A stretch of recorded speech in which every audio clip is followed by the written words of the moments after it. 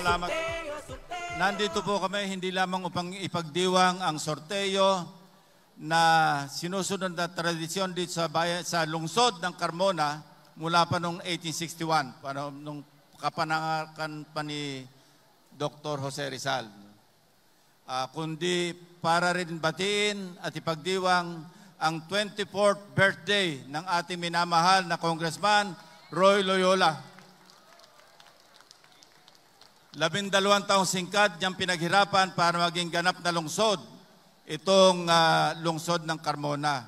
Saksi po ako kasi po ako yung nag-akda noong panukalang batas na ngayon ay batas na nagbunsod o nagbigay daan para maging isang lungsod ang Carmona at lalo pang umasenso, umunlad ang ating mga kababayan dito sa inyong magandang lungsod.